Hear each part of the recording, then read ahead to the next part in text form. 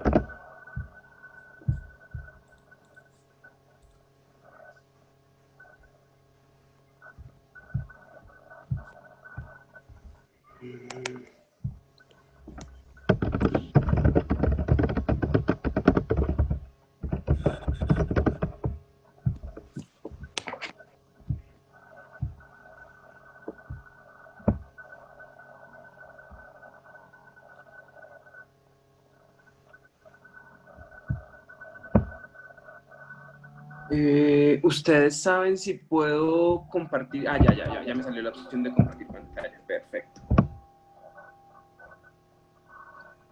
Tienes todos los privilegios, César. Perfecto. Muchas gracias, Wilman. Bueno, primero que todo, perdón la demora. No sé qué le pasó al servidor del Rosario, pero me mandó la invitación a correo no deseado y cuando intenté loguearme desde el computador que está con las credenciales del Rosario, me decía que mi usuario era denegado. No sé qué pasó ahí con los servidores y les pido disculpas por esos minutos de retraso. Aquí están viendo ya mi pantalla. Sí, señor, se ve perfecto. Perfecto, muchas gracias. Entonces, perdón por la improvisación de tener que darlo desde el iPad y no como usualmente lo haría desde el computador, pero yo creo que aquí, pues, espero que todo nos funcione y de nuevo les pido disculpas por estos minutos de retraso. Bueno, Oye, entonces, César, ya después de pedir disculpas, les agradezco muchísimo la invitación a presentarles este trabajo a ustedes. Este es un trabajo en el que estamos desarrollando con Margarita Gáfaro del Banco de la República en Bucaramanga y nace en realidad de otro estudio que habíamos hecho, pero que descubrimos algo interesante y que desde el punto de vista de economía ambiental nos parecía que valía la pena explorar un poco esa historia. Entonces, este es básicamente un trabajo sobre valoración ambiental utilizando juegos de negociación y utilizando... César, discúlpame un segundo. Eh, Estamos escuchando un teclado de alguien, de alguno de nosotros. Por favor, le solicitamos que cierre el micrófono para que no nos quede ruido en la conferencia de César. Muchas gracias. César, disculpa la interrupción y por favor prosigue. Y muchas gracias por aceptar esta invitación y bienvenido. Muchas gracias de nuevo y de nuevo disculpas por la demora. Eh, entonces, como les contaba, nuestra idea es intentar mostrar por qué los juegos de negociación podrían servir para escenarios como la valoración del agua. Entonces, ya para comenzar a entrar un poco en materia y en contexto, las técnicas de valoración ambiental son bastante extendidas, no solo en su uso académico, sino que también se han utilizado notablemente en términos de realizar política y para poder evaluar y la toma de decisiones sobre estos bienes que no tienen mercados.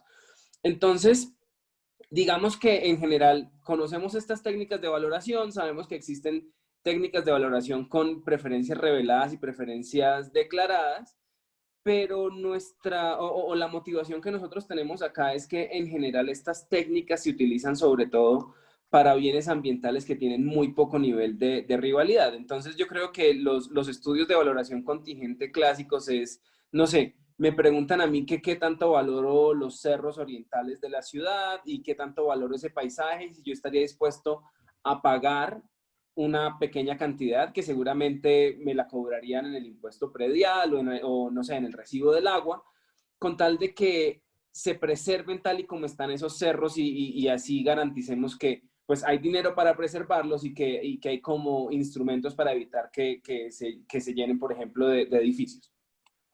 Pero en general, si ustedes ven el paisaje, que es el ejemplo que les acabo de dar, o la biodiversidad, también me pueden decir, ¿usted está dispuesto a pagar para preservar el delfín rosado? ¿Cuánta plata al año estaría dispuesto a donar para que se preserve esta especie? O los bienes de recreación también. Entonces, por ejemplo, uno puede, aquí digamos que la literatura clásicamente en lo que piensa es como, si yo tengo una presa hidroeléctrica, yo sé que si yo también la estoy disponiendo para servicios recreativos, pues al final el nivel de la presa va a ser una función de qué tanta gente quiero que tenga acceso al área superficial donde yo me pueda, o sea, donde la gente pueda ir a hacer otras actividades, o hasta qué punto yo priorizo que en realidad la presa tenga una función mucho, pues, enfocada principalmente en generación hidroeléctrica. Pero en general estos tres ejemplos de los que yo acabo de hablar son de muy baja rivalidad. ¿Y por qué son de baja rivalidad? Porque el que yo esté disfrutando del paisaje o que yo esté dispuesto a pagar por el paisaje, pues no está consumiendo el bien. O sea, básicamente aquí es muy fácil que yo agregue las valoraciones de todos los individuos para que yo después piense entonces cuánto es en lo que en realidad lo valoramos. Y en el fondo estos métodos funcionan pues relativamente bien acá, o al menos sabemos que hay unos esfuerzos bien grandes por seguir puliendo estas técnicas de valoración, porque sabemos que son sujetas a muchos sesgos conductuales, pero nosotros estamos más preocupados acá por otro tipo de bienes ambientales para los que no existe un mercado y que el precio se ajusta ya sea vía regulación o que sabemos que los precios están subestimados. Entonces, si uno se pone a pensar, por ejemplo, lo que pasa con el agua, uno sabe que el agua de uso industrial en países en desarrollo, pues, tiene un precio mucho más bajo que el precio que realmente debería tener si uno hiciera el ejercicio entero de la rivalidad que representa este bien. Otro ejemplo también podrían ser las externalidades del uso de la tierra, las externalidades espaciales del uso de la tierra. Entonces, de nuevo, es como, no es lo que yo decida qué hago con mi finca, sino qué es lo que pasa cuando yo tomo una decisión sobre mi finca que rompe, por ejemplo, un ecosistema que ya existía. Entonces, de nuevo, es como yo estoy tomando las decisiones, pero como yo estoy generando externalidades espaciales, pues entonces, de nuevo, aquí la dimensión de rivalidad es importante. ¿Por qué? Porque en el fondo mis acciones sí están teniendo consecuencias sobre la disponibilidad de estos bienes ambientales para los demás.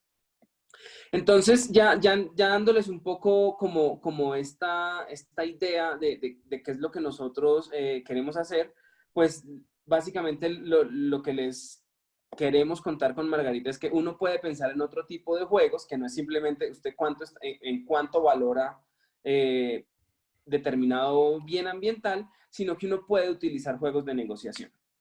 Entonces, la principal ventaja, y creo que ahí fue donde nosotros empezamos a pensar un poco en esta historia con Margarita, es que evitamos el famoso problema de la disparidad entre disponibilidad a pagar y disponibilidad a aceptar cuando uno está haciendo valoración y que se asocia al efecto de dotación. Entonces, básicamente, ¿qué me dice esta historia del efecto de dotación? Que yo, en general, tengo una disponibilidad a aceptar mucho más alta que mi disponibilidad a pagar, cuando la teoría neoclásica me diría que estas dos cantidades deberían ser en promedio idénticas. Entonces, digamos que hay varias explicaciones a por qué esto ocurre, pero una de ellas es este efecto de dotación. Entonces, un juego de negociación, una de las ventajas que nosotros le vemos es que ex ante nadie tiene claro quién es el dueño de lo que se va a asignar. Entonces, si yo ex ante no tengo derechos de propiedad ni para uno ni para el otro jugador, sino que son unos derechos de propiedad conjuntos, pues en teoría yo estoy limpiando un poco del efecto de dotación estos problemas de valoración. Entonces, esta es como la motivación general de por qué nos movimos a escribir este paper. Bueno, me imagino que estamos bajo las reglas usuales, y es que si tienen preguntas, por favor, interrúmpanme. Una de las dificultades ahora que estoy haciéndolo desde el iPad es que no estoy seguro si voy a lograr ver, por ejemplo, si levantan la mano o si pasa algo en el chat. Entonces, no hay ningún problema en que me interrumpan vocalmente. Qué pena interrumpo, profe. La dinámica sería en este momento es al terminar la conferencia recibimos las preguntas por el chat de preguntas y respuestas. Los invitados Ah, en este momento no tienen acceso a micrófono. perfecto, listo, perfecto. Entonces, recogemos las preguntas para el final. También me parece muy bien. Listo, perfecto. Listo. Entonces, quería que ustedes pensaran un segundo en este experimento mental. Entonces, piensen que hay dos jugadores A y B, y cada uno de estos jugadores A y B recibe conjuntamente reciben una dotación de 3 tiquetes de lotería. Y de esos 3 tiquetes de lotería que ellos reciben, 2 son azules y 1 es rojo. Y aparte de esto, cada uno de estos dos jugadores está recibiendo una dotación inicial de dinero. Entonces, digamos que estos son juegos de negociación donde hay posibilidad de hacer transferencias entre los participantes. Los dos participantes saben que uno de los 3 tiquetes tiene un premio de $12 o de 12 monedas. Y que la probabilidad de cada uno de los tiquetes es idéntica. Entonces, sabemos que el valor esperado de cada uno de estos tiquetes pues es de un premio de 4 monedas. Pero aquí está la clave y aquí es donde nosotros como que estamos intentando jugar un poco con este tipo de esquemas de negociación, y es que la persona que se termine quedando con el tiquete que es rojo, antes de que se revele el premio, o después, no importa, tiene que pagar un costo de 2 monedas o 2 fichas. Listo, esa es toda la clave y es como la propiedad clave que nosotros encontramos que necesitan este tipo de juegos. Entonces, ¿en qué consiste el resto del experimento? Los dos jugadores tienen que encontrar un acuerdo en cómo van a dividir esos tiquetes, sabiendo que pueden utilizar parte de esa dotación de 5 monedas que recibieron al inicio. Y ellos también saben que si no son capaces de llegar a un acuerdo, entonces esos tiquetes se van a descartar. ¿Qué quiere decir eso? Que se quedarían simplemente con su dotación de 5 fichas y se pierden los 3 tiquetes de lotería. O sea, en el fondo es como si hubiese una pérdida social porque se pierden las 12 fichas que se van a rifar, y al final se traduce en una pérdida para cada uno de estos participantes, pues porque se quedaron sin esos tiquetes de lotería. Y entonces la pregunta que es clave acá es si estas dos ofertas son equivalentes. Y las dos ofertas son que el jugador A se quede con los 2 tiquetes azules, ¿cierto? Y a cambio le ofrezca al jugador B 3 fichas, o que el jugador A se quede de nuevo con 2 tiquetes, pero ahora se va a quedar con uno azul y con uno rojo, y se quede y le transfiera o le ofrezca simplemente una ficha al otro jugador. Entonces, estas son dos ofertas que, si ustedes las analizan bien, en realidad sí son equivalentes. ¿Y por qué son equivalentes? Porque los 2 tiquetes tenían un precio 0, entonces en ese caso mi transferencia es de 3, pero ahora si yo digo que me quedo con un tiquete de precio 0 y con un tiquete de precio 2, pues yo lo que voy a hacer es ofrecer un poquitico menos de lo que en la transferencia, ¿cierto? Básicamente, la diferencia entre estos dos valores es idéntica al costo que tendría que darme con el tiquete rojo. Entonces, básicamente, esto es lo que vamos a explotar en nuestro experimento, en nuestro diseño. Que de una vez hago la aclaración, no fue un experimento diseñado para esto, y esto fue algo que descubrimos después de realizar el experimento, que respondía a unas preguntas muy distintas, y digamos que de eso ya hay un paper publicado y ahorita les voy a contar un poquito de eso, pero que nos es muy útil para empezar a pensar desde la aplicación ambiental que esto tiene. Entonces, los juegos de negociación que uno quisiera, o nuestra primera contribución acá es pensar qué necesita un juego de negociación para poderlo usar como un mecanismo de valoración o como un instrumento de valoración. Y los juegos necesitan tener 3 propiedades. La primera propiedad es que el bien que está siendo heredado o del que están siendo dotados conjuntamente tiene que ser divisible en unidades más pequeñas. Y en el ejemplo que les acabo de dar, pues esa función la cumplen los tiquetes. Lo segundo es que al menos una de las unidades posee un atributo costoso F. Entonces, si ustedes piensan aquí, el atributo costoso F que nosotros indujimos era el color de los tiquetes, ¿cierto? Entonces yo sé que el atributo no costoso es color azul y el atributo costoso es color rojo. Y ahí están las dos fichas que yo tenía que pagar en caso de que me quedara con la unidad que tiene el atributo costoso. Y lo tercero es que nosotros permitimos en estos juegos de negociación transferencias monetarias. En otras palabras, los jugadores deben arrancar con una dotación inicial de recursos para que estas transferencias sean permitidas. Entonces, como les acababa de contar, en este experimento mental el atributo es un color. Pero ¿qué pasa con el color? En el fondo, el color es un atributo abstracto y nosotros no esperamos que por solo yo mencionarles a ustedes que los tiquetes son rojos o los tiquetes son azules, ustedes generen una valoración por los tiquetes rojos que difiera en más de su costo F respecto a la valoración original o a la valoración del tiquete azul. Entonces, como este es un atributo abstracto, pues hasta ahí debería llegar el problema.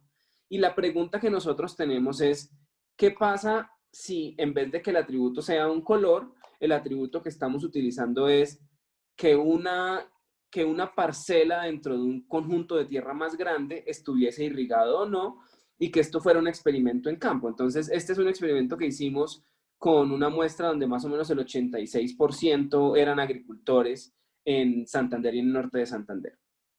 Entonces, esta es en el fondo la pregunta o la aplicación que estamos haciendo nosotros con este juego. Entonces, ¿qué hacemos en este paper? Lo primero que hacemos es mostrar que en un juego de negociación con las propiedades que les acabé de contar, las transferencias ofrecidas pueden desplazar o pueden compensar los atributos costosos. ¿Qué quiere decir eso? Que yo puedo explotar las diferentes asignaciones de cómo me queda repartido ese atributo costoso y comparar cómo son las transferencias en esos dos escenarios o en esos múltiples escenarios. El elemento fundamental de lo que estamos haciendo es que si las asignaciones solo difieren en el atributo costoso, yo puedo identificar cuál debería ser la transferencia a partir del valor inducido en el experimento. Y si las transferencias se me desvían de ese valor inducido, pues entonces yo podría pensar que aquí hay algo más en juego. Y hacia allá es donde nos vamos a mover. Nosotros aplicamos esta idea a los costos de irrigación de un juego de división de tierras que les voy a explicar en un segundo y que publicamos recientemente. Y al final, como hacemos una aplicación para el caso del agua, lo que terminamos mostrando es que los agricultores en Santander y en norte de Santander estaban pagando entre 2 y 3 veces y media el costo de irrigación que estábamos induciendo en el juego. Listo. Entonces, sobre el modelo general. ¿Cuál es mi idea ahora un poco con el resto de la charla? La idea es darles una muy breve intuición de cuál es el modelo que tenemos acá. Después mirarlo como cuál sería la solución si la negociación es cooperativa y si la negociación es no cooperativa. Y después de eso sí les voy a explicar el experimento particular que nosotros hicimos y los resultados. En realidad, digamos que es un paper donde los resultados son resumidos en una gráfica y ya está. Entonces, en cuanto al modelo general, perdón, un segundo. En cuanto al modelo general, lo que estamos diciendo es que hay dos jugadores y ellos van a negociar la asignación de dos tipos de activos X y Y. Después yo lo que voy a decir es que la utilidad del jugador 1 depende de cuánto del activo Y y cuánto del activo X se logra quedar, y la utilidad del jugador 2 depende de cuánto del activo X y cuánto del activo Y se logra quedar. Cada unidad del activo Y, entonces aquí piensen que este activo Y viene siendo el tiquete rojo del que yo hablaba antes, tiene asociado un costo fijo, bueno, un costo F para quien se quede con unidades de ese activo Y. Mientras que el activo X, que viene siendo el tiquete azul, no tiene ningún costo. Además de esto, cada jugador tiene una dotación inicial de dinero. De nuevo estoy como yendo sobre las propiedades, pero de forma más formal. Y con esta dotación de dinero, él puede, como parte de la oferta o de la propuesta de cómo dividirse el activo, ofrecer una transferencia al otro jugador. Nosotros aquí, por simplicidad, vamos a decir que una transferencia positiva, es como si el jugador 1 le estuviera ofreciendo plata al jugador 2 a cambio de quedarse con una mayor proporción del activo. Y viceversa, ¿no? Entonces, si la transferencia llega a ser negativa, es porque el jugador 2 le está ofreciendo más plata, le está ofreciendo plata al jugador 1. Y si los jugadores no llegan a un acuerdo, existe algo que le llamamos el pago de desacuerdo, basados de nuevo en esta literatura de negociación. Y conociendo estas cosas que acabo de listar acá, pues simplemente lo que vamos a decir es que el pago de uno va a ser la utilidad que le generan acumular los dos tipos de activos, menos el costo que le generaría quedarse con una parte del activo Y, menos la transferencia. Acuérdense que por notación yo simplemente estoy diciendo que aquí la transferencia es negativa y aquí es positiva, más su dotación inicial de dinero. Entonces, estas vienen siendo las utilidades de los dos participantes y lo único que va a cambiar entre ellas es entonces el signo que tengo acá y pues cómo estoy indexando lo que ellos se quedan del activo. Listo. Entonces voy a empezar, voy a describir muy brevemente cómo es la solución cooperativa de este juego. Y en el fondo yo lo que quiero es darles la intuición de por qué esta propiedad de que ese costo F se va a absorber en la transferencia. Eso es en el fondo lo que yo les quiero mostrar.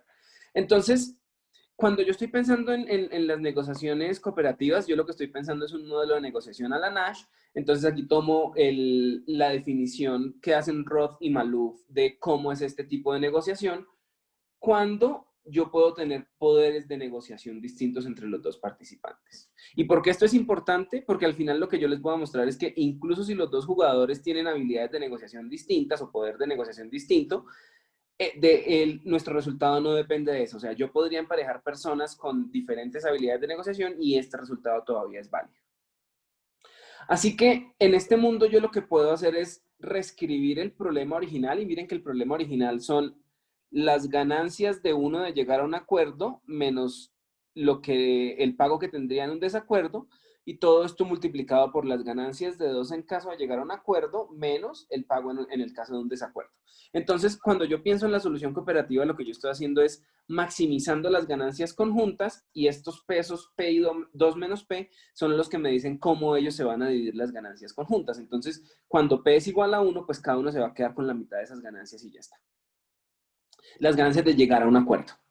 Entonces, simplemente lo que vamos a hacer acá es poner todo en función de los activos totales y del costo fijo F y una transferencia para el mundo cooperativo. Entonces, esta C que estoy indexando acá es simplemente porque estoy pensando en la solución cooperativa. Entonces, en el paper tenemos todo el desarrollo de esto, pero pues la intención de mi seminario y yo que hago más experimentos que cosas teóricas, pues es simplemente darles la intuición. Entonces, si yo resuelvo este problema, lo que en realidad yo voy a encontrar es una transferencia óptima. Y esa transferencia óptima es función de mi acumulación del activo Y1. ¿Y esto por qué es importante? Porque entonces, como esto es una función del activo Y1, que es el activo costoso, yo lo que sé es que en el óptimo yo me podría mover y acumular una unidad más del activo costoso respecto al no costoso y esto solo tendría un costo F para mí. En otras palabras, si a mí me vale F unidades más una nueva asignación de los dos recursos, de los activos X y Y, pues entonces yo esto lo voy a pasar todo a la transferencia. Entonces, si me cuesta F más, pues la transferencia se reduce en F unidades y ya está. La segunda solución es un modelo no cooperativo, que yo creo que es con lo que más familiarizados estamos usualmente. Entonces, aquí lo que la forma en la que lo estamos modelando para que coincida con el juego original de negociación de tierras que nosotros teníamos, es que lo que vamos a decir es que el jugador 2 le hace una oferta final, una oferta de tómelo o déjelo al jugador 1, ¿cierto? Entonces esto simplemente es un modelo a la Rubinstein donde lo que estamos diciendo es los costos dinámicos de negociación no importan y en campo pues tiene sentido que esos costos dinámicos de negociación no importen porque en realidad ellos duraban negociando 5 minutos. Pero entonces al final la clave es esta, y la clave, y por eso lo pongo en azul, y es que esta es la condición que nos importa. Entonces, nosotros lo que sabemos es que el jugador 2 tiene todo el poder en esa negociación, y lo que él tiene que garantizar es que le ofrece al jugador 1 un pago que sea levemente superior a lo que él se llevaría en un outcome, en un resultado donde ellos no lleguen a un acuerdo. Y con eso él ya sabe que el jugador 1 debería aceptar esta negociación. Entonces, nosotros lo que hacemos acá es, de nuevo, volver a reescribir este problema en función de los activos totales y los costos que genera el activo Y. Y tras resolver este problema, de nuevo estamos llegando a una transferencia óptima, que es de nuevo lo que nos interesa en este caso. ¿Y por qué nos interesa? Porque si yo vuelvo y derivo, entonces miren que ahora yo estoy indexando en ese como la solución no cooperativa. Yo de nuevo sé que si para esa transferencia óptima yo ahora estoy acumulando una unidad más del activo costoso en vez del activo no costoso, de nuevo lo que yo voy a hacer es transferir todo ese costo F a la transferencia. Entonces, la intuición un poco de lo que estamos diciendo acá es, no importa, si yo pienso que la gente está concibiendo el problema de negociación como un juego cooperativo o como un juego no cooperativo, y en caso de que sea cooperativo, tampoco me importa que tengan niveles o habilidades de negociación distintas, yo siempre sé que porque la transferencia y los costos del activo costoso, valga la redundancia, son lineales, siempre en el óptimo yo puedo desplazar esos costos en la oferta que yo hago. Listo.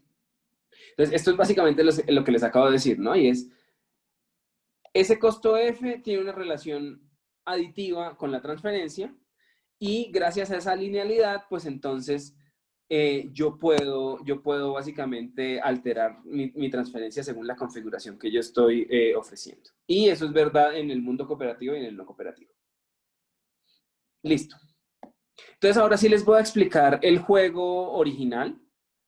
De nuevo, este es un juego que está pensado en responder otra pregunta, pero después de responder esa pregunta nos dimos cuenta que había unas propiedades muy interesantes y que vale la pena empezar a pensar en este tipo de juegos en la literatura de economía ambiental usando experimentos. Entonces, ¿cuál es la idea? Dos participantes reciben esta finca. Entonces, este triangulito acá es una finca y ellos saben que esa finca tiene 9 parcelas más pequeñas. Además de esto, cada uno de los jugadores heredó 10 fichas. Entonces miren que ya hay varios como paralelos entre este juego, que es un poco, tiene mucho más framing o mucho más encuadre respecto al juego de los tiquetes de lotería, pero en el fondo yo voy un poco como hacia la misma dirección. Entonces, cada uno tiene 10 fichas con las cuales ellos pueden negociar estas transferencias, y al final a lo que ellos tienen que llegar es a un acuerdo de una distribución de cómo se van a dividir la tierra y de qué tamaño va a ser la transferencia si es que llega a haber una transferencia. Entonces, este juego, para hacerlo en campo y para, por lo tanto, hacerlo un poquito más atractivo para los participantes, lo que les decíamos era, miren, al final del juego, por cada una de estas parcelas que se quede, usted va a lanzar un dado. Y ese dado es el que le va a dictar a usted la producción agrícola de esa parcela particular. Entonces, una regla adicional, y de nuevo es porque estábamos interesados en divisiones de tierra, es que el jugador H era mucho más eficiente que el jugador L. ¿Y cómo hacíamos eso y cómo se los explicábamos a los participantes? El jugador H, el dado de él, tiene 2 caras con el número 3, 2 caras con el número 4 y 2 caras con el número 5. Mientras que el jugador L tiene en su dado 2 caras con el número 2, 2 con el 3 y 2 con el 4. Entonces es como si hubiese dominancia estocástica en que el jugador H siempre, en teoría, produciría más que el jugador L estocásticamente. En nuestro juego, ellos tenían 5 minutos para negociar. Era una negociación cara a cara. Y si no llegaban a ningún acuerdo, cada jugador iba a quedarse con las 10 fichas, con 4 de las parcelas, y ellos sabían que se perdía una parcela. Entonces, la forma en la que en campo lo decíamos es como, piensen que si ustedes no llegan a un acuerdo hay que pagar un abogado, y pagando ese abogado pues se pierde parte de lo que hay que repartir. Entonces, básicamente lo que hacíamos era decirles, esta parcela de acá se pierde y la división de la tierra es por este lado. Entonces, cada uno se quedó con 4 parcelas y se perdió una. Listo. De nuevo, pensando en el contexto adicional que necesitábamos en un experimento de campo, incluimos 2 reglas más. Una, que es la clave y es la historia de este paper, y es que las parcelas no irrigadas son costosas. Entonces, ¿qué fue lo que les dijimos? Que esta línea azul doble que va por todos los bordes inferiores del triángulo, en realidad representa un flujo de agua. Y que todas las parcelas que estaban conectadas por un lado entero con ese flujo de agua, tenían ya irrigación en la parcela. Así que estas 4 parcelas que quedan acá, sí no tenían irrigación. Entonces, como ellas no tenían irrigación, ellos tenían que pagar una ficha más de las fichas que ellos tenían en la mano para poderlas irrigar y para poder producir. Entonces, esta es nuestra regla que nos diferencia parcelas irrigadas de parcelas no irrigadas. Y si ustedes ven, nosotros estamos generando aquí un valor inducido sobre los costos que tienen las parcelas no irrigadas. Y el valor inducido era una ficha. Que ellos, de nuevo, para facilitar los cálculos, las fichas se multiplicaban al final por 1.000 pesos cada una de las fichas con las que quedaran.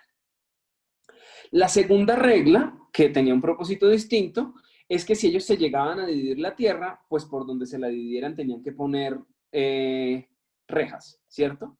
Entonces, como ellos tenían que poner una cerca, esa cerca implicaba un costo adicional. Entonces, lo que hicimos nosotros fue entregarles a ellos, y ahorita les voy a mostrar una foto, como unos palitos de madera rojos, que era por donde ellos iban a mandar la división de la finca que se estaban proponiendo, y sabían que cada vez que pusieran una división de estas, por cada ficha de estas, a cada uno de los jugadores se les generaba también un costo de -1. ¿Por qué hicimos esto? Porque como el juego estaba diseñado para mostrar que existía una asignación muy eficiente y que aún así las personas no se decidían por esa asignación, pues entonces esto nos permitía a nosotros incrementar aún más la saliencia de esa ineficiencia de dividir la tierra. ¿Por qué? Porque ellos sabían que lo ideal en este mundo donde H es más productivo que L es que H se quede con toda la finca, le haga una gran transferencia a L y ya está. Cualquier otro tipo de asignación lo que estaba haciendo era reduciendo el producto esperado de la finca y generando estos costos adicionales por dividir la finca, por las cercas. Listo. Entonces, ya después de haberles explicado en términos muy generales el juego que utilizamos, lo que quiero contarles es qué hacemos en nuestro paper ya publicado y qué hacemos en este otro paper. Entonces, en este Gafford y Mantilla, lo que hacemos es mostrar que existe una preferencia por asignaciones igualitarias de tierra. Pero ojo, porque es asignaciones igualitarias de tierra y no asignaciones igualitarias de dinero. Entonces, ¿por qué decimos esto? Porque cuando la tierra se puede dividir, los participantes básicamente en el 75% de las asignaciones escogen que uno de ellos se quede con 5 parcelas y el otro se quede con 4. Pero nosotros teníamos un tratamiento que no usamos en este artículo y es un tratamiento donde no se podían dividir la finca en ningún acuerdo, pero todavía existía la opción de desacuerdo. Y acuérdense que esa opción de desacuerdo lo que hace es partirme la finca en 2 y quitarme la novena parcela. Entonces, si realmente hubiese unas preferencias muy, muy fuertes por la igualdad, entonces lo que nosotros deberíamos estar observando acá es que ellos prefieren no negociar, irse al desacuerdo y que cada uno se quede con la mitad de la tierra. Pero de hecho eso solo nos pasó en 1 de 64 negociaciones que observamos. Entonces, lo que nosotros sabemos es que ni los modelos cooperativos ni los modelos no cooperativos simples pueden explicar ese resultado. Así que en la segunda parte de ese artículo lo que nosotros hacemos es discutir y mostrar que si uno piensa un modelo cooperativo secuencial, esto puede tener sentido o podemos predecir este resultado. Y cuando hablo de un modelo cooperativo secuencial es como si en vez de que las personas estén negociando al mismo tiempo plata y tierra, primero negocian tierra y ya una vez tienen en mente cuál es la asignación de tierra, están buscando una transferencia que les permite como satisfacer o quedar contentos con cómo fue que se dividió la tierra. Entonces es como, primero tierra y después busco la plata que me deja contento para que nos vayamos con esa negociación. O el otro tipo de modelo que también puede explicar esto es un modelo no cooperativo, donde ambos jugadores tienen una sobrevaloración de la tierra. Entonces, más o menos con que ellos sobrevaloren en un 20% el producto esperado de cada una de estas parcelas en el juego, ya eso sería también suficiente para predecir como resultados más igualitarios en términos de tierra. Entonces, ese era un corto resumen de lo que ya hicimos, pero ahorita van a ver por qué necesitaba contarles esto. Pero en parte es también para poder explicar qué es lo nuevo en este paper. Pero lo que estamos haciendo nuevo en este paper es, dado esos resultados de asignación que vemos, queremos es estudiar las diferencias para diferentes configuraciones de parcelas irrigadas y no irrigadas. Entonces, este es un resumen del paper anterior y como pueden ver, en las divisiones de tierra 4.5 y 5.4 estamos acumulando el 75% de todas las observaciones. Y lo otro que les quería mostrar es que si uno piensa los tipos de soluciones simples esta sería la solución eficiente, esta sería la solución cooperativa y esta sería la solución igualitaria en dinero. Entonces, también sabemos que estas preferencias son igualitarias en tierra, pero no igualitarias en dinero. Y aquí, perdón que no expliqué, lo que yo estoy diciendo es que en mi eje horizontal lo que yo tengo es la asignación de tierra y en mi eje vertical lo que yo tengo es proporción, en mi eje vertical por este lado lo que yo tengo es la proporción o la transferencia media, perdón. Listo. Entonces, como les estaba contando, al menos para la explicación, yo me voy a enfocar en las asignaciones igualitarias de tierra. Y a esas dos asignaciones yo las llamo cuando alguien se queda con la mayoría, pero si bien se queda con la mayoría, también son la mayoría de parcelas irrigadas. Entonces piensen que la mayoría es este conjunto de acá, y de 5 parcelas me quedo con 3 irrigadas, ¿cierto? Mi segunda configuración con la que yo voy a jugar acá es la mayoría de tierra. Entonces ahora miren que yo lo estoy dividiendo es por este lado, pero ahora de las 5 parcelas con las que me quedé, solo 2 están irrigadas. Y finalmente también ponía acá el outcome de desacuerdo, el resultado en el caso de desacuerdo, solo para mostrarles una cosa adicional, y es que bajo el resultado de desacuerdo también yo estoy garantizando que se quedan con el mismo número de parcelas, pero también con el mismo número de parcelas irrigadas en cada caso. Listo.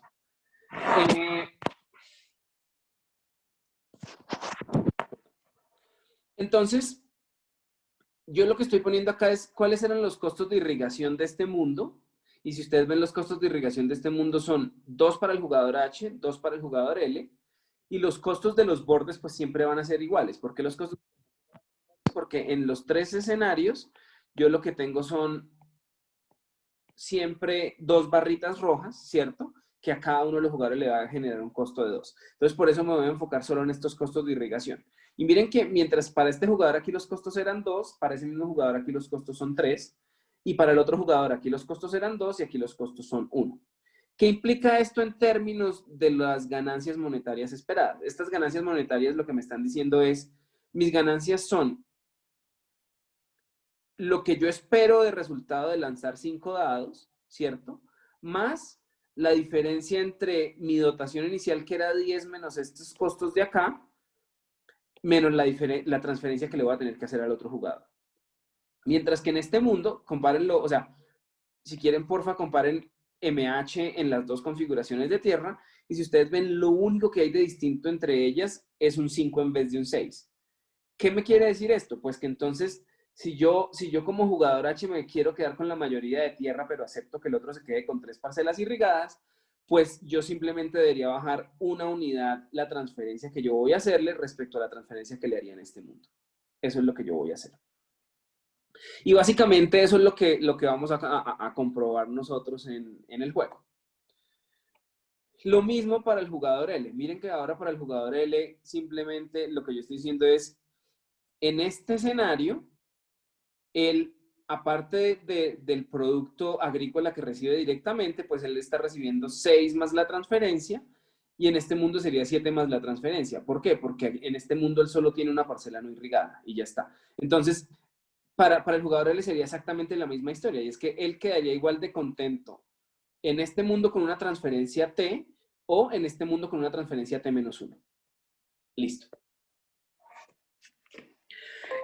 La intuición de estas configuraciones de tierra. Entonces, miren que lo que está pasando acá es, en la mayoría irrigada tengo 3 irrigadas y 2 no irrigadas, en la mayoría no irrigada, pues la configuración opuesta, y la diferencia entre los costos totales que nosotros inducimos en el juego es de 1 unidad.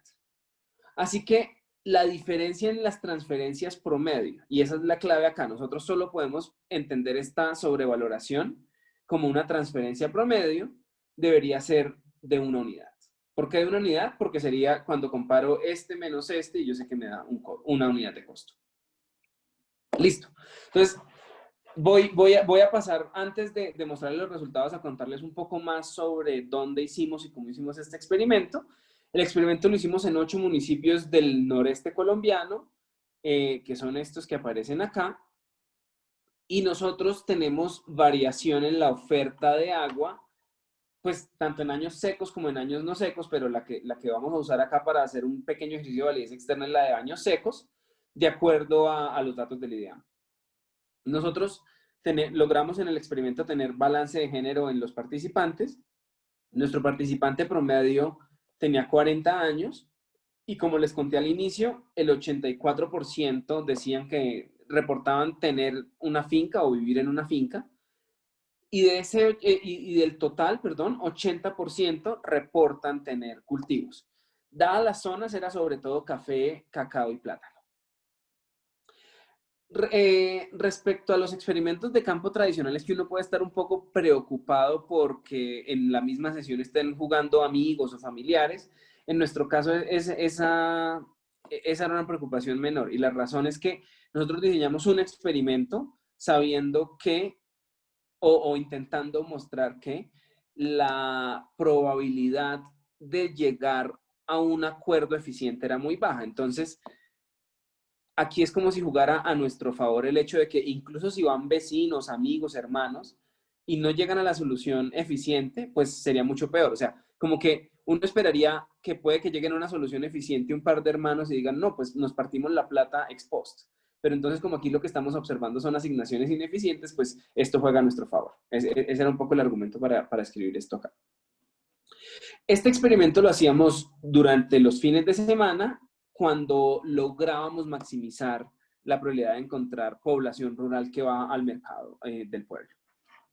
Y en cada uno de estos municipios lo que teníamos era un coordinador de campo y un asistente de campo. El coordinador de campo estuvo en todos los municipios, mientras que tuvimos 6 asistentes distintos. Una de nuestras condiciones para lograr entrar a campo sin problema y como que se desarrollara bajo buenas condiciones, era que o el coordinador o el asistente de campo estuvieran familiarizados con cada uno de estos municipios. Fuese porque tienen familia allá, o ellos mismos son de allá, o han trabajado allá. Entonces, por ejemplo, el coordinador de campo había trabajado en los municipios mineros de Santander y eso nos facilitó un poco el acceso allá. Listo. Entonces, ahora les voy a contar, ya haciendo un poquito de zoom, como cómo era cada sesión. Entonces, lo primero era que entregábamos el triangulito físico y les decíamos que ese era el mapa de la finca que ellos heredaron. Y sentábamos, entonces, si este es el triángulo, sentábamos un jugador acá, el otro acá, para que ambos tuvieran una visión simétrica del flujo de agua. Los asistentes, después, utilizando dados, asignaban aleatoriamente, hacíamos sesiones solo de 4 jugadores, entonces había que dividirlos en parejas y luego asignar los roles del jugador H y del jugador L. Para facilitar la diferencia entre el jugador H y el jugador L, les entregábamos a cada uno de ellos un dado con los posibles resultados agrícolas, pero el dado del jugador H era grandote. O sea, a pesar de que de 3 centímetros a 1 centímetro del lado pareciera que es muy poquito, eran dados así versus dados pequeñitos. Entonces, el coordinador explicaba las reglas del juego, entonces explicaba la historia de por qué necesitábamos estos palitos rojos para marcar las los senderos o las cercas entre fincas. También explicaba la parte de la irrigación y después generaba un ejemplo y generaba cómo era la fase de negociación. Después de todo esto teníamos una fase de negociación explícita. Entonces, cuando yo hablo de negociación explícita, es negociación cara a cara. También le pedimos permiso al comité de ética para que en el consentimiento los participantes nos consintieran el hecho de poder grabar las voces mientras la negociación. Y finalmente, cada jugador nos lo llevamos aparte para poder calcular sus ganancias finales. Entonces, esto es clave porque piensen que no era posible que ellos hicieran negociaciones como de, pues sumemos lo que nos paguen a los dos y al final lo dividimos. Porque ellos sabían, o sea, cada uno sabía cuántas parcelas se quedaba el otro, pero no sabía cuáles eran los resultados de los dados en cada caso. Listo. Listo, entonces ahora sí voy a pasar a los resultados del paper. Como les decía, básicamente los resultados de este paper es una gráfica. Y es esta gráfica que les estoy mostrando acá. Entonces, primero les muestro el lado izquierdo, que es cuando el jugador más productivo se quedaba con las 5 parcelas. Y luego les voy a mostrar cuando el jugador menos productivo era el que se quedaba con las 5 parcelas. Y yo lo que les estoy mostrando acá es la distribución de las transferencias cuando ese jugador que se quedaba con la mayoría de parcelas también se quedaba con la mayoría de irrigadas, versus cuando ese jugador que se quedaba con la mayoría de parcelas se quedaba con la mayoría no irrigada. Entonces, ¿qué es lo que yo sé teóricamente? Que la distancia y estas líneas punteadas son las transferencias medias de los azules, o sea, de irrigado, versus los naranjas, que son los no irrigados. Y yo lo que sé es que esta distancia debería ser 1. Pero si ustedes calculan ahí como a ojo, pero ahorita lo miramos bien, pues esta distancia es 3 y piquito. ¿Listo? Parte de lo que nos pareció muy interesante a nosotros es que si ahora yo hago el ejercicio contrario y es, tomo al jugador L, ¿cierto? Que es el menos productivo y miro cuando él es el que se queda con la mayoría de la tierra, pues entonces aquí tenemos las distribuciones de cada uno de ellos, pero miren que incluso en este escenario que es un poco menos productivo, no mucho, pero es menos productivo porque el jugador con los dados que producen menos se está quedando con más parcelas.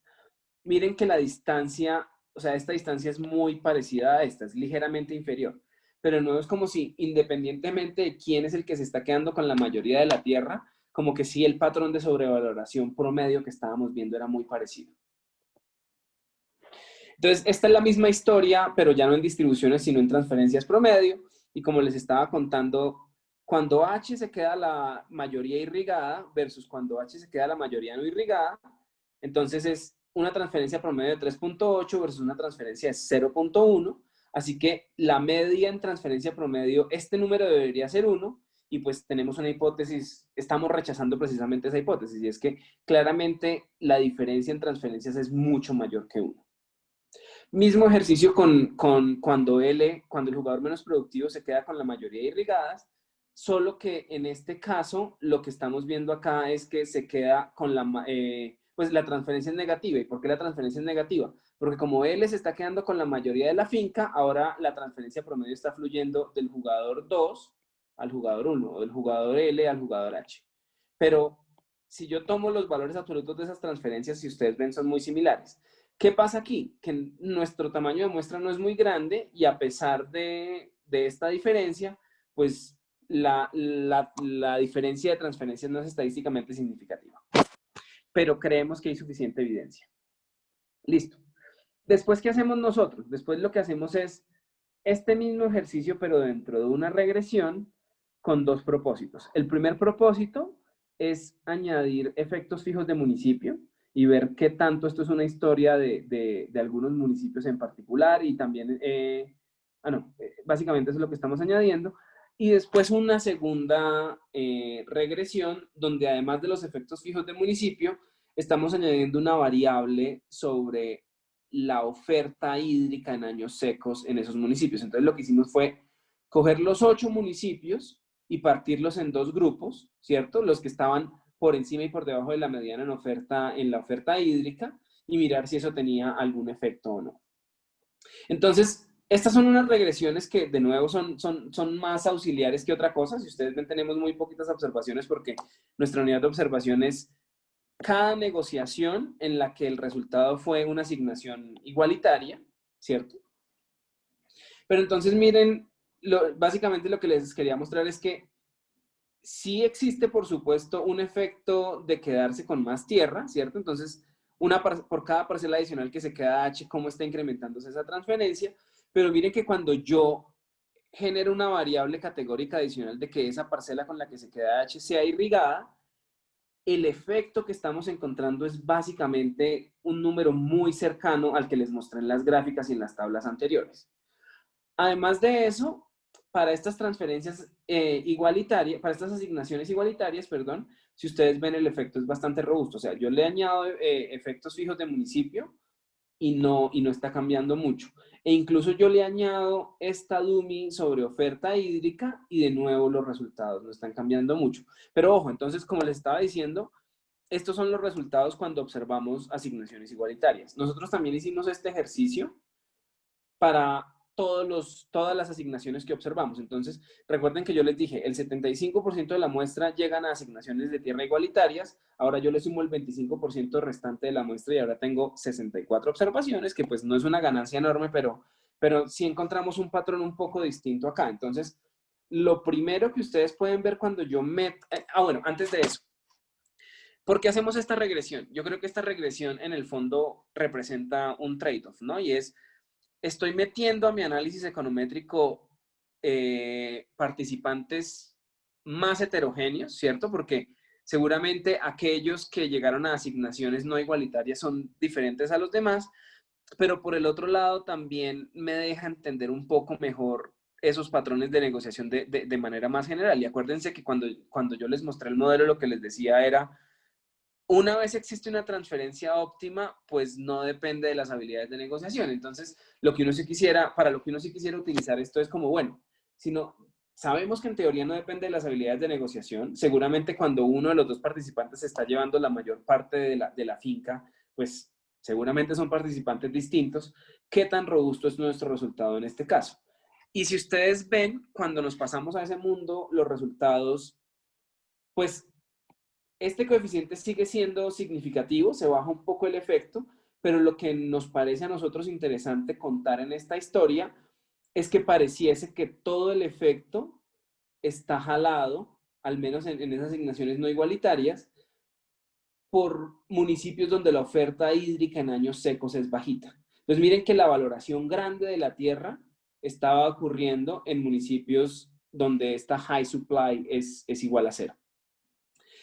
¿Cuál es un poco la historia que tenemos acá? Pero pues me gustaría ahorita en la sesión de comentarios escuchar ustedes qué están pensando. Y es, cuando yo meto mi regresión, cuando yo estoy metiendo en mi modelo otro tipo de resultados de negociación, pues quizás esas preferencias tan fuertes por la igualdad de la tierra dejan de ser tan importantes. Y por eso es que yo veo variación entre mis dos tablas.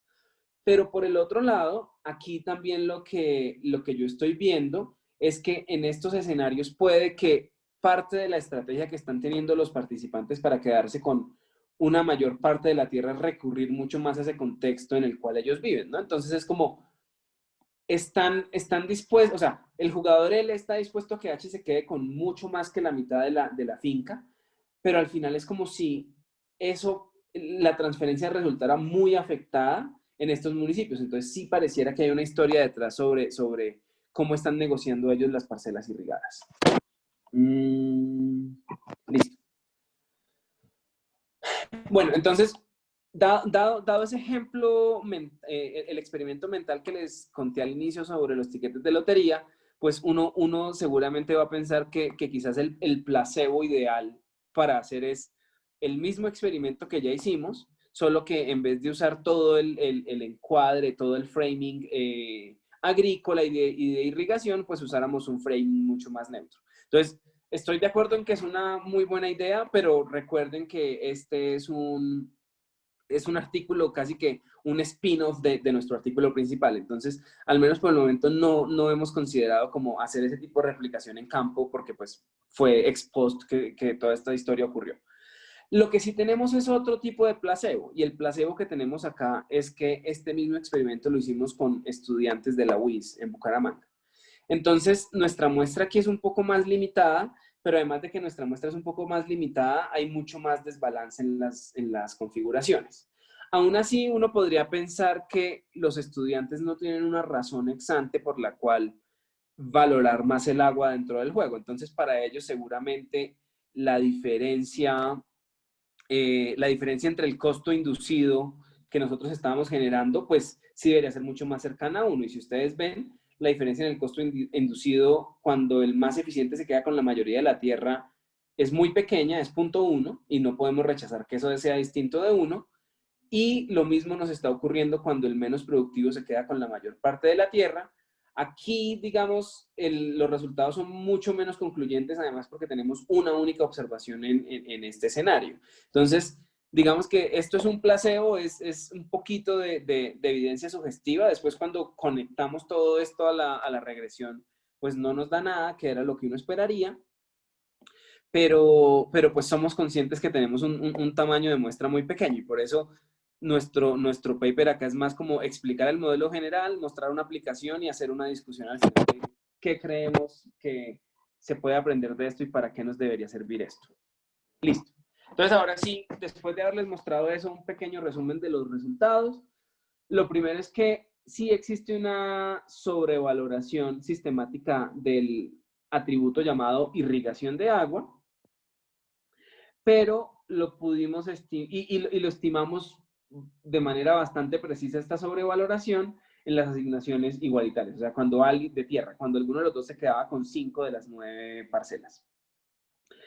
La irrigación también es importante cuando yo tengo en cuenta mi muestra entera, pero lo que logramos observar es que la precisión de nuestras estimaciones sí mejora mucho cuando empezamos a entender el contexto, y al final lo que realmente estábamos entendiendo del contexto es este argumento que ellos usan sobre el agua se vuelve aún más importante en municipios con baja oferta hídrica en años secos.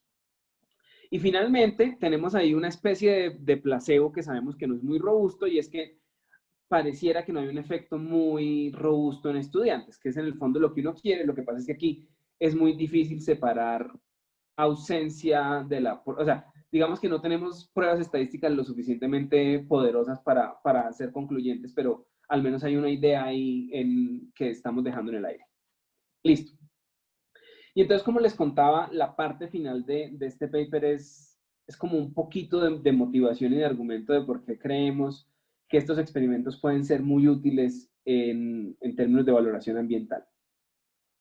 Entonces, aquí tomamos una cita de Víctor Adamovich, y básicamente en un artículo de revisión de qué ha pasado con la valoración contingente, para dónde va y qué hemos aprendido, pues él cerrando un poco ese artículo dice esto que ponemos acá, y es el avance más significativo en la valoración ambiental sería moverse de valor hacia un enfoque mucho más sobre entender el comportamiento en términos de decisiones y en los procesos generadores de datos de esas decisiones. Los avances en la asignación de recursos deberían venir de entender mejor las preferencias y la escogencia. Entonces, dado como este tipo de ruta para la valoración ambiental, pues nosotros creemos que estamos ofreciendo un tipo distinto de framework, perdón los anglicismos, en el cual podemos entender cómo serían los procesos de valoración ambiental cuando tenemos bienes no mercadeables y que estos bienes no mercadeables tienen un alto nivel de rivalidad. Entonces, esta es una razón bastante general. Una razón más específica es porque con estos experimentos podemos atenuar los efectos dotación, y la razón es que la posesión del activo al inicio pues no es de nadie. Entonces, como no es de nadie, esto nos puede servir no solo desde el punto de vista teórico, sino porque cuando uno esté diseñando el framing de un experimento, esto se parece mucho más a los contextos en países en desarrollo, ¿no? Entonces, seguramente los derechos de propiedad sobre el agua en muchos casos son igualmente difusos, y como no son transparentes, pues este tipo de de contextos que uno puede generar desde un experimento funcionan mejor. Y lo otro que uno puede crear acá también son contrapartes más creíbles para ciertos ejercicios de valoración específicos. Entonces yo, por ejemplo, puedo diseñar experimentos de negociación donde yo directamente estoy asignando roles heterogéneos a los participantes y así lograr capturar esa dimensión de conflicto por el uso de los recursos ambientales. O yo también lo que puedo hacer en un experimento en campo es diseñar unos roles homogéneos para todo el mundo y hacer unos experimentos de negociación donde quizás lo que ellos están es haciendo propuestas y los voy a emparejar es contra una oferta cerrada, ¿cierto? Entonces, es como si yo les dijera, mire, en este sobre está lo que el representante del gobierno o el representante de una ONG estaría dispuesto a aceptar. Entonces, lo que yo podría hacer es jugar un poco con el contexto y quizás es más fácil en términos de explicar y de recoger datos de todo el mundo. Pierde uno quizás un poco el carácter de la negociación, pero puede ganar por ese otro lado como quién es, contra quién o con quién es que estoy negociando. Y muchas veces lo que realmente ocurre en estos escenarios es que ellos están negociando es contra un gobierno o contra una ONG, que es la que está encargada de implementar pagos por servicios ambientales, por ejemplo. Listo. También como parte de esa discusión final, lo que nosotros queremos es como proponer una pequeña taxonomía de en dónde este tipo de experimentos podrían servir. Entonces, sirven en experimentos de agua. ¿Y cuál vendría siendo la familia de experimentos de agua? Donde las dos partes están de acuerdo en los beneficios privados, pero las unidades a asignar son rivales. Las unidades con estos atributos costosos son rivales, que es básicamente el que hicimos acá. Lo segundo es que uno también podría pensar en otro tipo de experimentos donde esto funciona y es, hay un bien público, usualmente ambiental, pero en donde está el desacuerdo y la razón por la cual yo necesito una negociación es porque no es claro cuál de los dos jugadores va a quedarse con ese costo, ¿no? Entonces, piensen otra vez que dos personas heredan un lote de tierra, una finca, y parte de la finca tiene un bosque nativo. Entonces, yo puedo utilizar estos juegos para entender la valoración por esos costos, por ese bosque nativo, entendiendo quién está dispuesto a quedarse con el bosque. Y quizás la forma ideal de diseñar estos experimentos es decir, bueno, y si ustedes no llegan a un acuerdo, se pierde un pedazo de la tierra, por el pedazo de tierra que van a perder es el del bosque. Y finalmente, también se pueden utilizar en juegos donde los beneficios son privados, pero las dos partes que están negociando tienen en mente un beneficio distinto. Entonces piensen, por ejemplo, que uno puede adaptar estos juegos para problemas de uso de la tierra. Entonces, si uno de las dos personas negociando pretende mantener, no sé, uso agrícola y el otro quiere uso recreativo, pues uno podría diseñar experimentos basados en este contexto que le dejen a uno entender mejor esos aspectos de valoración.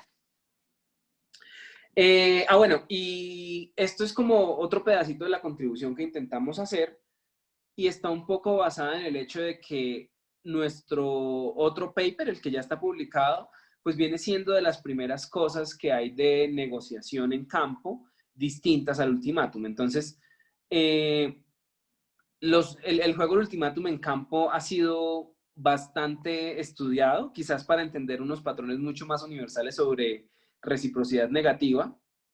Y una cosa que tenemos nosotros y con el ultimátum no se podría hacer es que yo podría tener jugadores heterogéneos en productividad, mientras que en un ultimátum yo siempre estoy partiendo una torta de un tamaño fijo versus no torta. Entonces, digamos que dada esa ausencia de experimentos de negociación, es que también hablamos un poco de qué aprendimos y qué es lo difícil con estos juegos. Entonces, lo primero es cuál debería ser el balance entre qué tan simples o qué tan llenas de contexto deberían ser las reglas y las explicaciones del juego. Entonces, el experimento mental de las loterías es simple, ¿cierto? Y en teoría debería ser muy rápido de ejecutar en campo, mientras que nuestro experimento era, las reglas completas nos demorábamos fácilmente media hora en explicarlas y tenía mucho contexto. Y si bien no tenemos evidencia de que el de las loterías funcione o no funcione, al menos lo que sí podemos decir es ponerle mucho contexto y hacer un experimento con una explicación de media hora, que yo creo que es bastante estándar en experimentos de campo, pues igual hace que este tipo de ejercicios estén funcionando bien. Lo segundo que aprendimos, y esto sí fue de nuestro otro paper, es que nosotros teníamos negociación no estructurada y negociación estructurada en el mismo juego. Entonces, yo aquí les conté por simplicidad la versión no estructurada, y es la gente negociaba cara a cara y ahí decidía qué hacer, pero después de eso ellos tenían que dejar eso como un acuerdo escrito. Entonces, ¿qué era ese acuerdo escrito? El jugador H le hacía una propuesta a L, si L rechazaba esa propuesta, entonces L hacía una última oferta a H. Y si no llegaban a ningún acuerdo, se iban al resultado de ese acuerdo. Entonces, lo que nosotros aprendimos es que el 96% de los acuerdos que se hacen cara a cara, igual los están implementando como acuerdos escritos. Conclusión, es innecesario ponerse a hacer experimentos de negociación que tengan negociación no estructurada y estructurada. Por otro lado, si uno tiene, digamos, si uno tiene cómo correr un experimento intensivo en trabajo, intensivo en asistentes de investigación, yo sí creo que uno aprende mucho más de la negociación no estructurada, en especial si el comité de ética da permiso de grabar las negociaciones. Y finalmente, yo creo que el desafío grande va a seguir siendo la validez externa, ¿no? Entonces, no importa el tipo de experimentos, seguramente este debate va a seguir presente, pero al menos aquí uno puede pensar que si uno tiene en cuenta estos elementos de negociación que les comenté, pues uno puede incluso diseñar experimentos de encuesta, que no son propiamente experimentos de laboratorio, pero sí experimentos de encuesta incentivados, que estén mucho más cercanos de lo que uno sentaría como satisfactorio en términos de validez externa. Lo segundo es que los experimentos de elección son bastante utilizados en valoración ambiental, y uno lo que podría hacer es simplemente tomar propiedades de estos experimentos de elección y simplemente añadir de nuevo contextos de negociación.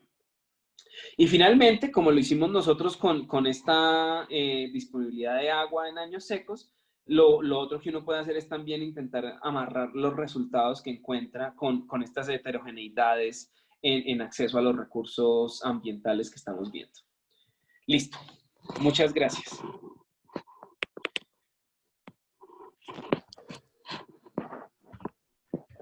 César, muchas gracias por esta conferencia que nos has dado hoy presentándonos tu trabajo. Y entonces queda abierto el uso de la palabra para quienes quieran preguntar, intervenir e interactuar con nuestro invitado de hoy.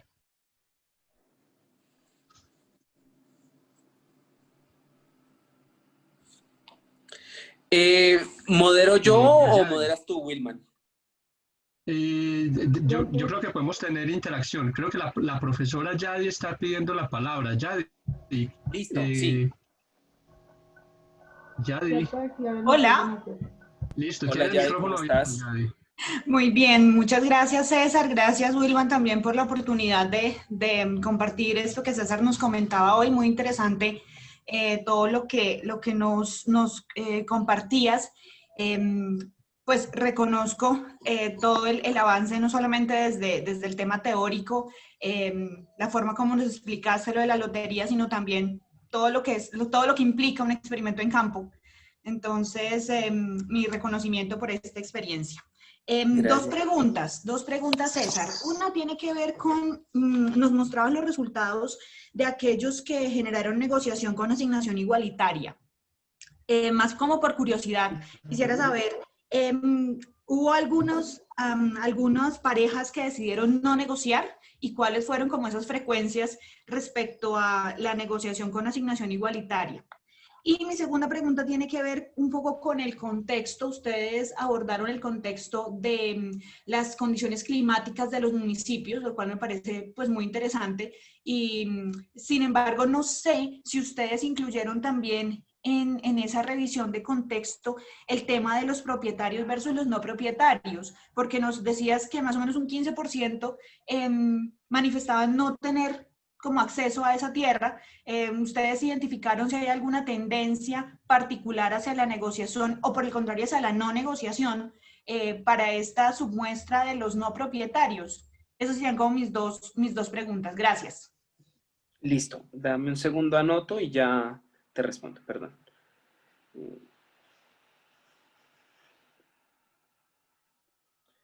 Entonces, sobre la primera pregunta, nosotros hicimos en campo 128, pues recopilamos 128 observaciones, 64 en el mundo donde se podían dividir la Tierra y 64 en el mundo donde no se podían dividir la Tierra. En el que se podían dividir la Tierra, siempre llegaron a un acuerdo. En el que no se podían dividir la Tierra, una sola vez no llegaron a un acuerdo. O sea, uno de 64 casos fue así. Entonces, por eso yo creo que como que esa era la historia que motivábamos en el otro paper y es extraño y un modelo clásico de aversión, o sea, las preferencias prosociales clásicas no eran capaces de explicarlo precisamente por eso, porque es como, si tanto valoran la tierra, porque cuando yo no se las dejo dividir, no se van a desacuerdos. Entonces, como que por eso nos metimos mucho con las dos posibles explicaciones más conductuales, que es una negociación cooperativa secuencial y una sobrevaloración de cuánto me produce la tierra en el mundo no cooperativo. Sí. Sobre la segunda, lo de los propietarios. Esto en realidad no lo exploramos mucho en este paper, porque ya en el otro habíamos aprendido un poquito al respecto. Entonces, básicamente en el otro paper, donde sí estábamos como... O sea, es como si este paper fuera el de la historia de las transferencias y el otro fuera el de la historia de las asignaciones de tierra. Entonces, cuando mirábamos asignaciones de tierra, sí veíamos, mejor dicho, en la regresión sí controlábamos por estos efectos de ser propietario o no. No había mayores efectos, salvo si uno empieza a combinarlo con más variables.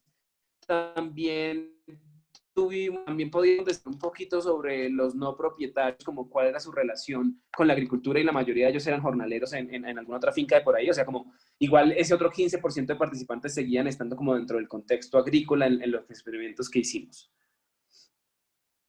Pero para este paper sí no miramos mucho de los propietarios. Voy a dejarlo aquí anotado y le pregunto a Margarita ahí qué podemos hacer.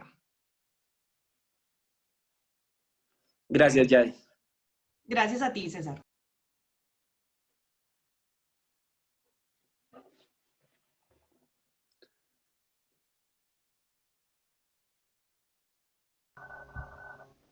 Por ahora no hay más intervenciones. Bueno, César, yo voy a hacer una preguntita chiquita. Yo no soy experto en el tema de teoría de juegos, tampoco en el campo de la economía experimental, pero sé que hay un mercado muy, muy importante y a mí me parece que es prometedor, de pronto tú me corriges, para los servicios ambientales. Y en este tema justamente entran a jugar estos elementos como el de la negociación, el de la posibilidad de establecer con claridad derechos de propiedad sobre, bueno, quién tiene que o a quién le puedo transferir qué y hacerle un cobro efectivo, etcétera. ¿Qué tan posible podría ser extender este tipo de experimentos a un tema importante como por ejemplo el mercado de aire limpio o mercado de emisiones de CO2 y pensar que mediante un mecanismo, no sé, parecido a este o uno que surja, un diseño nuevo que surja justamente de pensar el problema, se le pueda dar más asidero y una solución de pronto más clara, más bien definida al tema de asignar un derecho de propiedad para algunos sobre tener aire limpio o para otros sobre generar aire limpio a partir de sus bosques, de sus reservas ecológicas, y para otros poderles establecer claramente la obligatoriedad de pagar ese aire limpio o esa descontaminación. Repito, no soy experto en estos temas, pero a mí sí me surgen ese tipo de inquietudes. Muchas gracias, César. Gracias, Wilman. No, yo creo que tú tienes razón. Y en esa, o sea, cuando les presenté esa taxonomía de como beneficios privados, rivales, beneficios públicos, pero ¿quién paga el costo? Yo creo que lo que tú estás diciendo cabe perfectamente en esta segunda categoría y es que uno sí podría pensar entonces o sea, ahí yo puse el ejemplo de un bosque nativo, pero bien uno podría cambiar cuál es como este atributo ambiental que si se pierde empeora las condiciones del aire.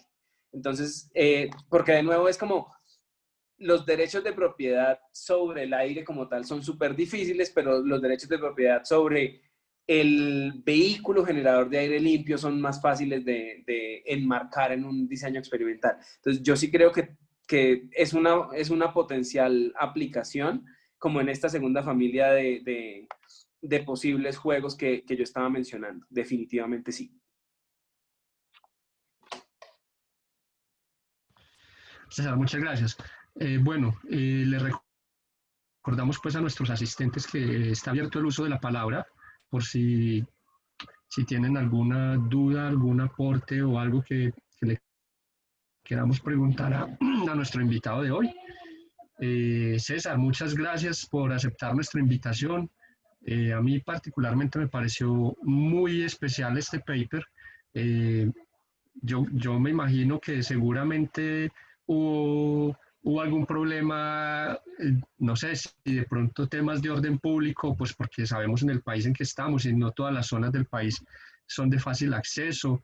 Y yo sé que hacer trabajo de campo en estas condiciones puede ser una cosa complicada y es un reto fascinante. Entonces aquí hay un mérito grande desde lo teórico, pero también desde asumir ese reto de meterse al territorio nacional, allá donde sabemos que puede haber problemas y lograr tener, esa información valiosa con la que pudieron contrastar pues los hallazgos teóricos del paper. Muchas gracias.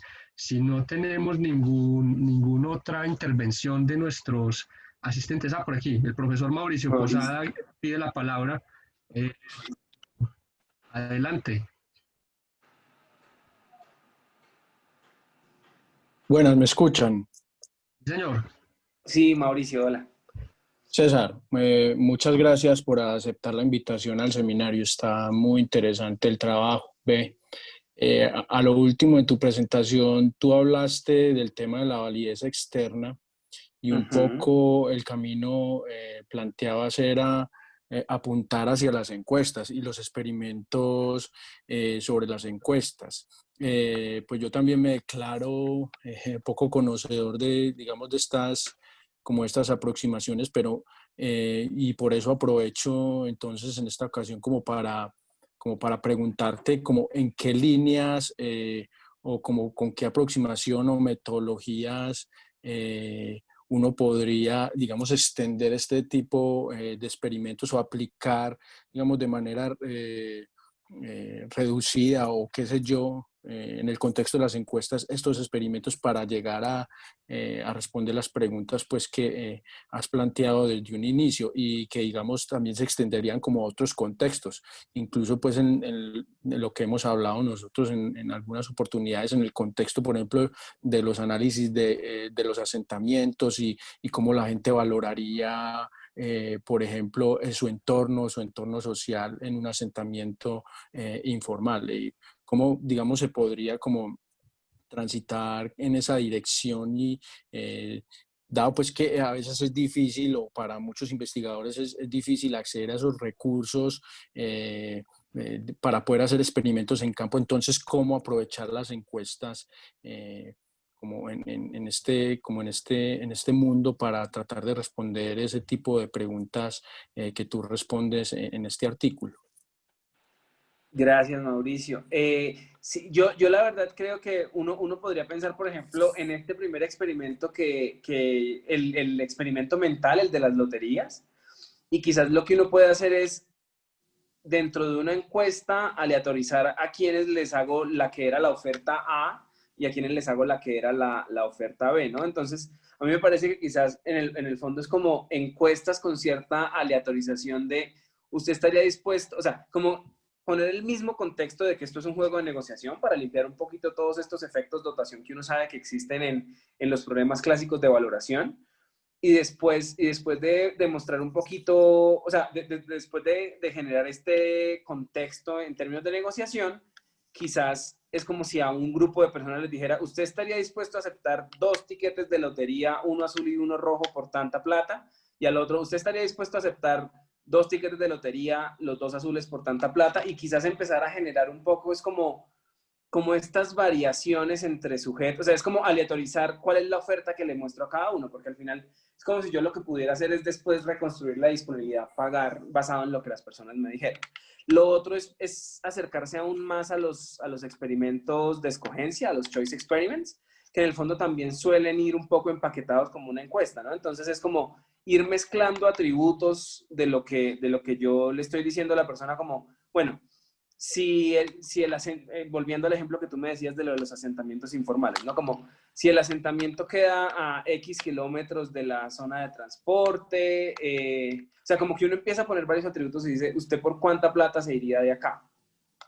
Lo que yo sí veo un poco, o sea, yo sí creo que en ese caso como que le tocaría a uno entender un poquito mejor cuál es el derecho de propiedad que está haciendo como rival, porque no es solo que no haya claridad de los derechos de propiedad, sino que además hay como cierta rivalidad por los derechos de propiedad. Pero definitivamente yo sí creo que uno puede utilizar experimentos de escogencia y como dentro de una encuesta ir aleatorizando el tipo de ofertas que le hago a cada persona para aprender un poquito de valoración de estas cosas. Muchas gracias, César. A ti, Mauricio.